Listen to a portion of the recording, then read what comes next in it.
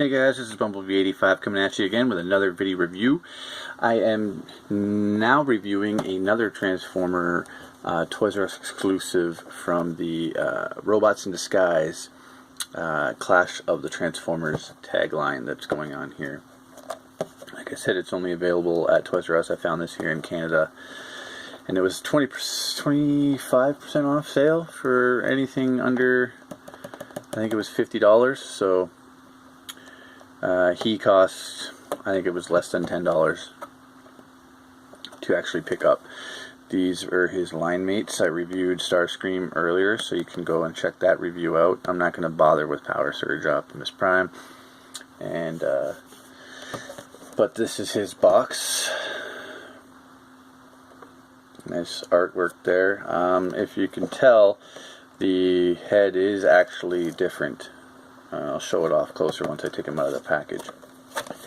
But it says he transforms in 11 steps, and he too does work with the Minicon weaponizer figures that are out and compatible, and he does also use the scan of the app for the unlock and play Transformers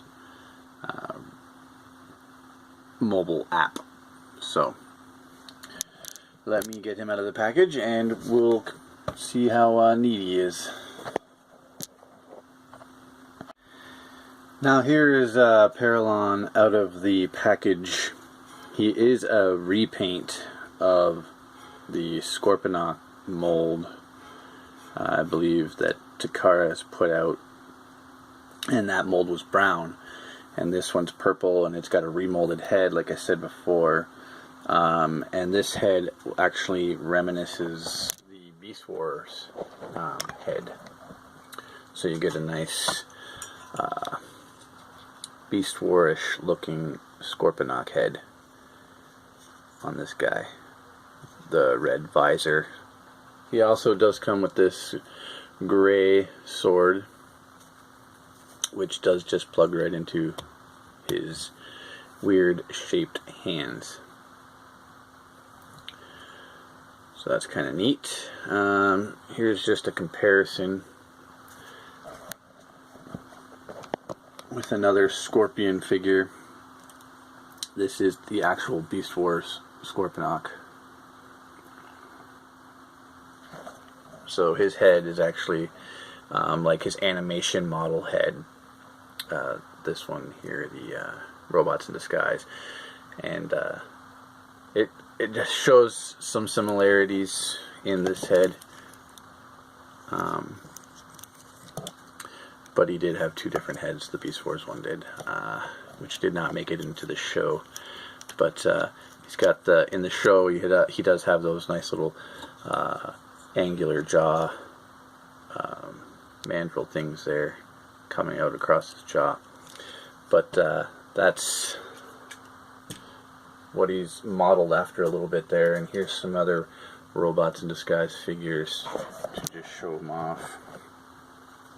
And his line mate Starscream there. Here's a Grimlock.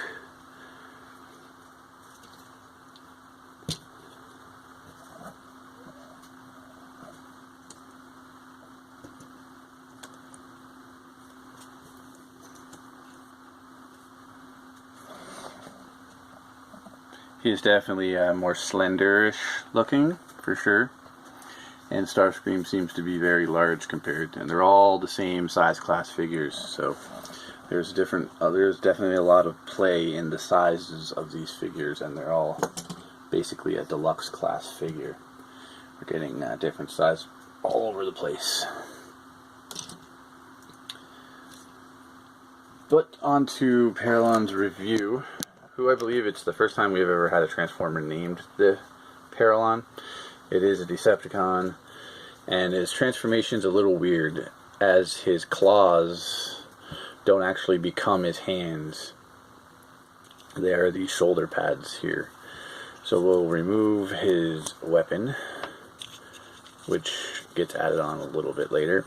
His tail is tucked up in behind here, so you want to pull that back.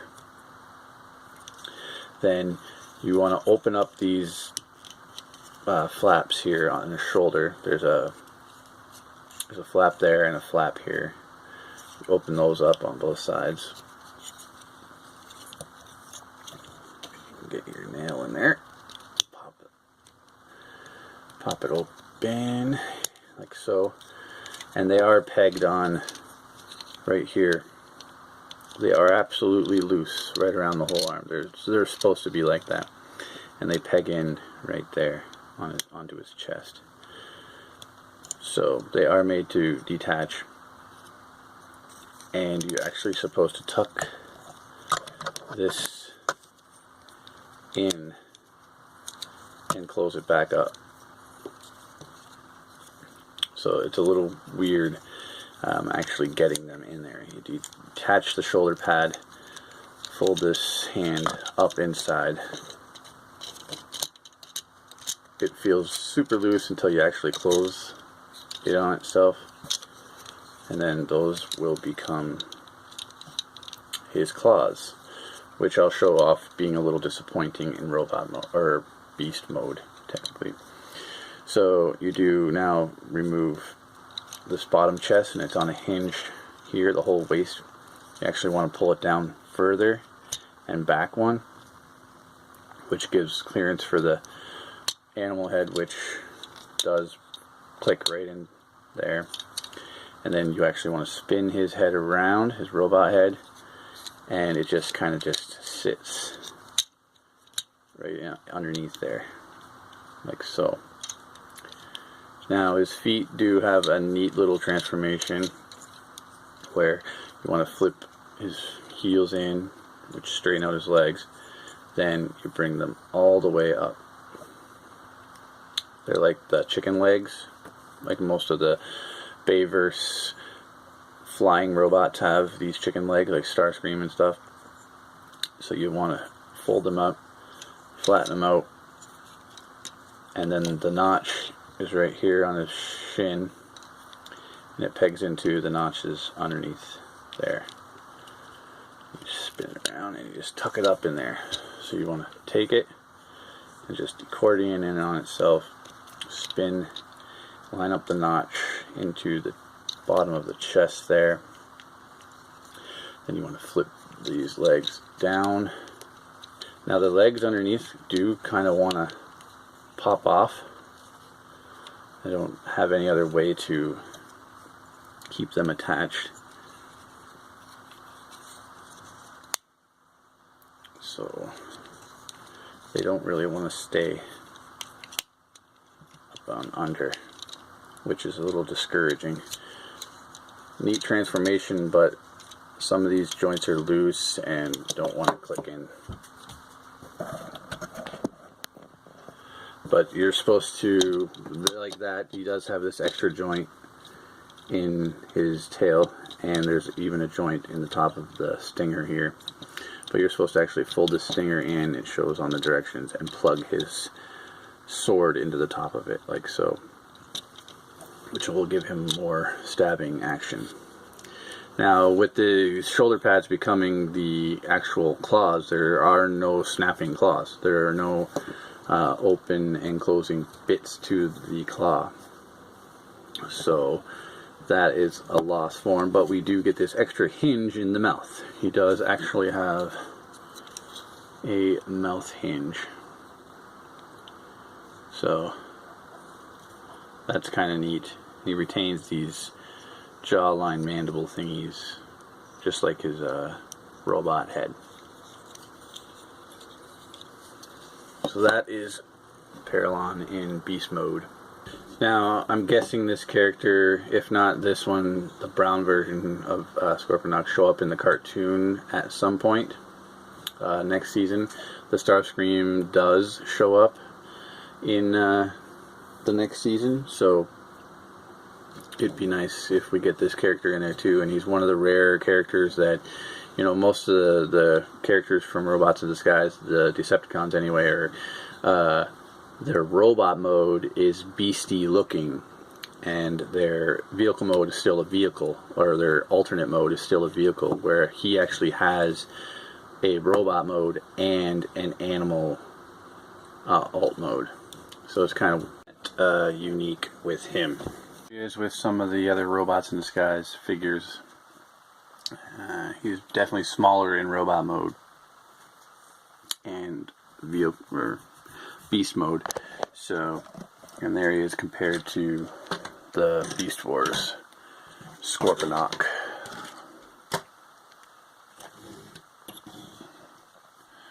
Definitely smaller. And which is kind of neat is they both do have, due to transformation on the Scorponok, he does have opposable mouth too, which is kind of neat that they ended up giving this figure opposable mouth. But if you're looking for something different, definitely pick this guy up. His hips aren't as loose as the Starscream that I just recently picked up there, but he does have the chicken leg syndrome.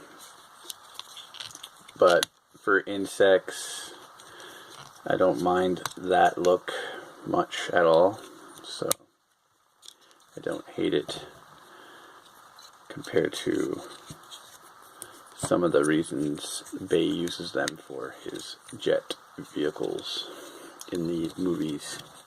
I'm just quickly transforming him back here. You can have a bit of a Scorponok look. No elbow joint though. And I don't think they can go down any further. I kind of like the look of them up on the shoulder. And he has a sword for his weapon.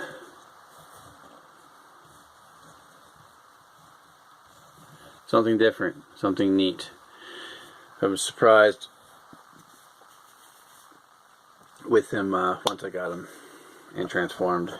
Definitely something original, and that's kind of what I like about Transformers. Every single one is nearly different but similar. But yeah, that's my Scorponok Paralon review from Robots in Disguise. Enjoy the play.